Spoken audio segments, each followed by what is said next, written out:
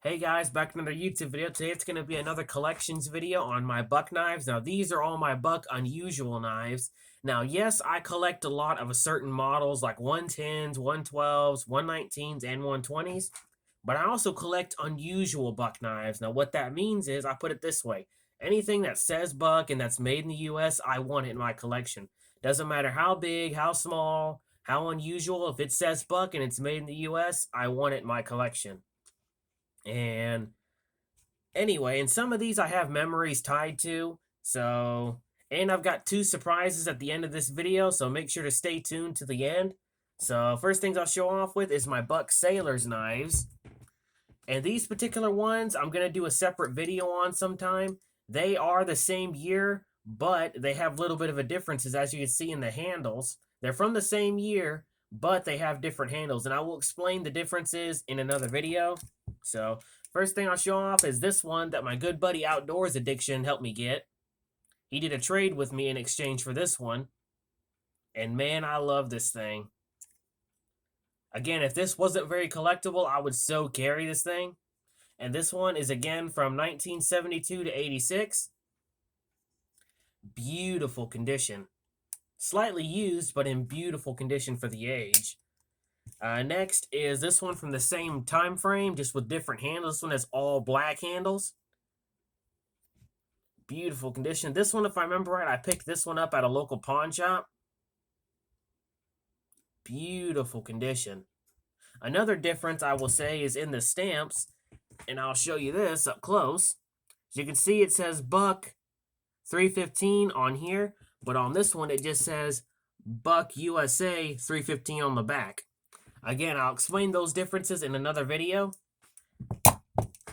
But still, beautiful knife for the age. Again, from 72 to 86. Beautiful condition.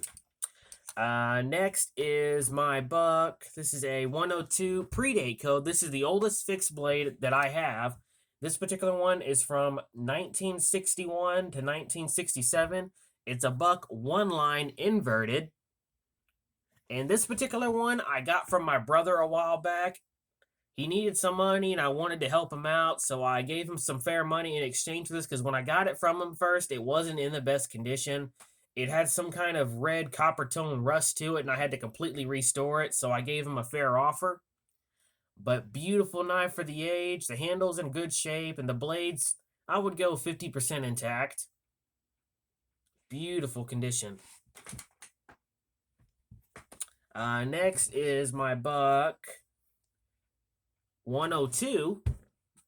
So this is the 102, and this is a 102. You can see a lot of differences in that one. Well, let's double check, make sure these are 102s. Yeah, just making sure. It never hurts to double check. But yep, having two from different years. Beautiful. This one, if I remember right, I got from a friend of mine. This one's one of my favorites. This is a 103 that I completely restored. And before I even touched this, I made sure to contact Buck, because when I first got it, the red rings were completely rotted. They were gone. And the handle had a split crack in it, which it still does, but I fixed that. And my first reaction is to contact Buck, and they basically told me it was so old and so beat up that they really couldn't do anything to it. I asked them if they could at least rehandle it, and they said that that's not covered underneath their warranty, which I understand. This knife's really old.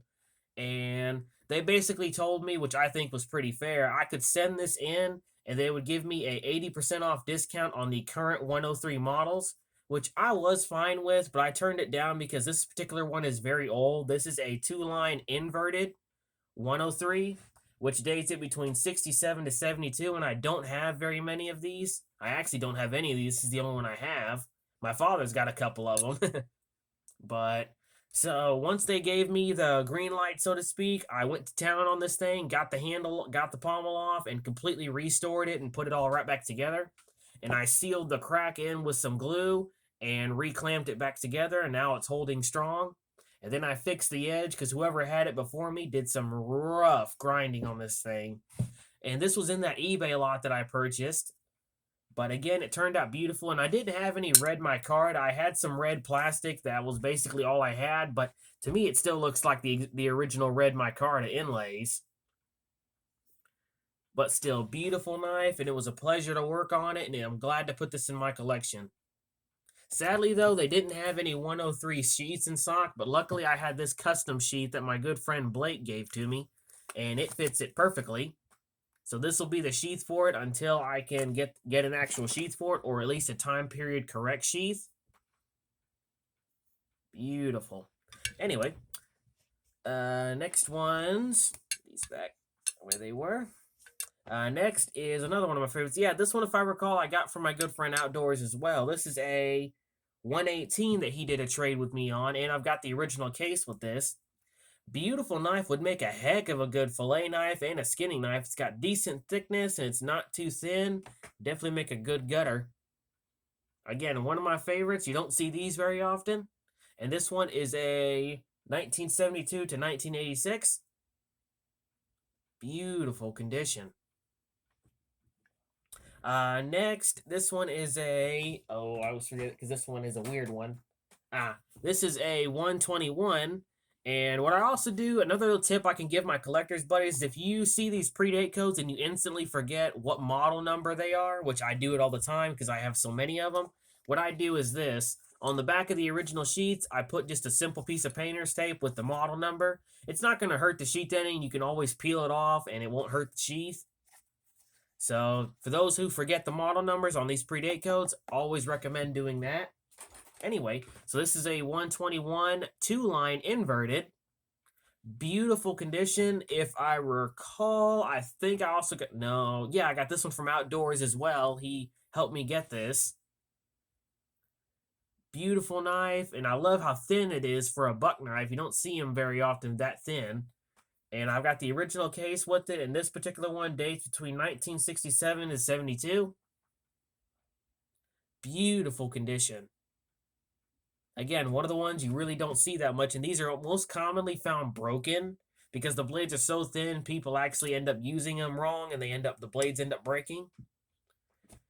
All right, getting into the last three. This one is a buck 470, dates to 1997. Beautiful knife. Again, you don't see these. They discontinued this about 20 years back. I found this one actually at a local pawn shop, and it's actually in great condition. Hardly seen any use, and the rubber's in great condition. And I've got the original case that it came with. Again, one of those knives you hardly see anymore, and they actually made a Ducks Unlimited model of this that my father's got. Beautiful condition. Again, one of my favorites. And again, if this wasn't collectible, I would so use this knife because it's got a good grip to it. And I love the finger choils on the back and front because it really gives you a good grip on it. Again, Buck needs to re-release this one. Next is another one of the ones I got in that lot that I paid for. This one is a 143 from 2013. Again, one of the unusual ones you don't see, and this one's actually relatively cheap. This one's about 35 bucks. Dirt cheap. Beautiful knife. Again, that's one of my favorites. And last but not least is the 684 from 2018. Brand new, never been used. This one, again, I picked up at a local pawn shop. I love how small it is and how good it feels in my hand. I love the jimping on the back because it really grips to your hand. Again, if this one wasn't collectible, I would so use this knife. Again, beautiful condition. And, it wasn't the last one. I got one special one in particular. Let's scoot these to the side so they don't get damaged. And this one in particular, you guys, I've seen this, I've showed this in my video, but y'all still always thank my father for getting me this. This is a limited edition Buck 118 in the box with the Cocobolo handle and nickel-plated bolster and guard. Beautiful condition. Oh, I'm getting my gloves on before I touch this thing because I'm not wiping the fingerprints off this thing. So I'm getting my gloves on first. And I like how my buddy Sean said it looked like Michael Jackson was doing the video. That's funny. Because I wear these gloves on anyway. This is the 118, and it also has the let me phrase that. Yep, the 154 cm Boss Blade. The 117, my apologies. Beautiful condition. Again, thank you very much, Dad. Words can't comprehend how grateful I am. And this one is from 2021. So it's only a year old. And I've kept it in the original box. I've not used it. I've not even sharpened it. It has the factory edge. Beautiful. And I just love how it looks like a baby 119. Beautiful.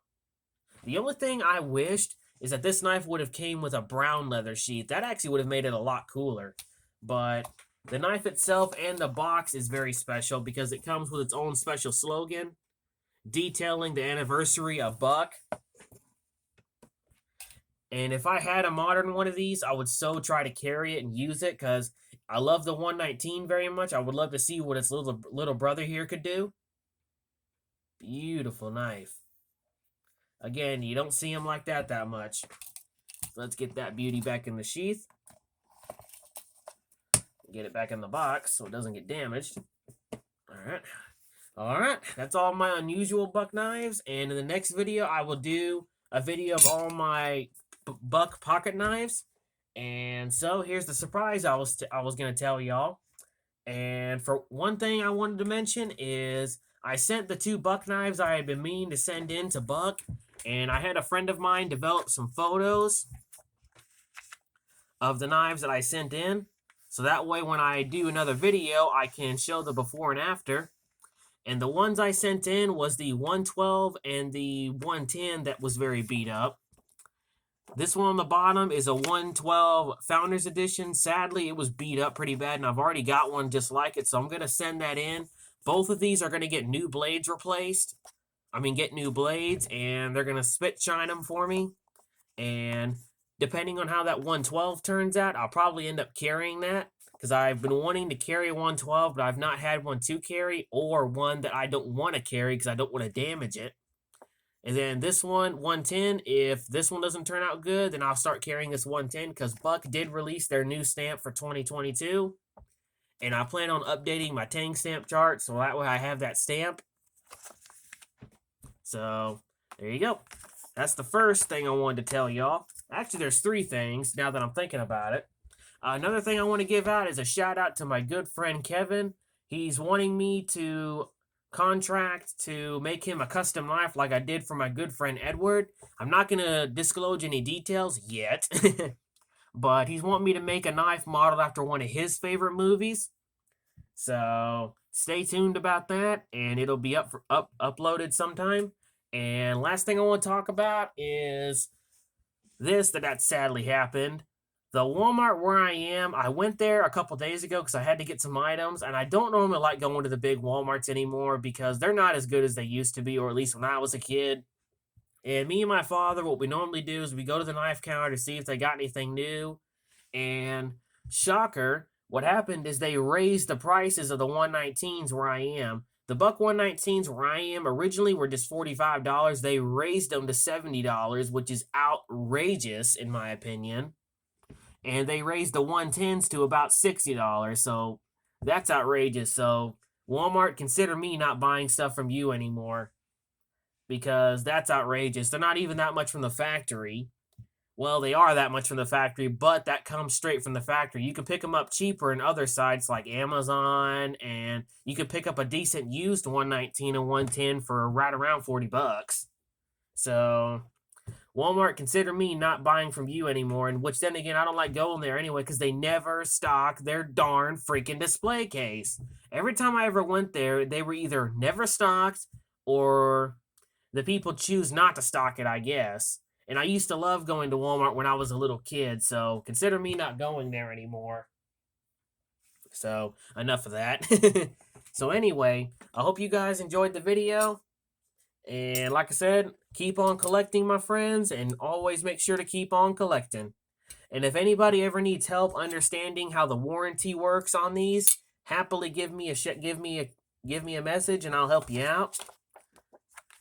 So, and another thing I like to point out is the warranty price on these was dirt freaking cheap. They're $10 a knife, basically. It was $6 plus some tax, so that's it. That's all it cost. And most warranty knives are not cheap if you want to get them warranted. Buck, in my opinion, has the cheapest, and they're here in the US, so it's always quality. So, guess I'll end the video right here. Stay tuned for that knife and keep on collecting. And in another video, I'm going to do a video on all my Buck pocket knives. So I guess I'll end the video right here. As always, stay sharp and keep collecting.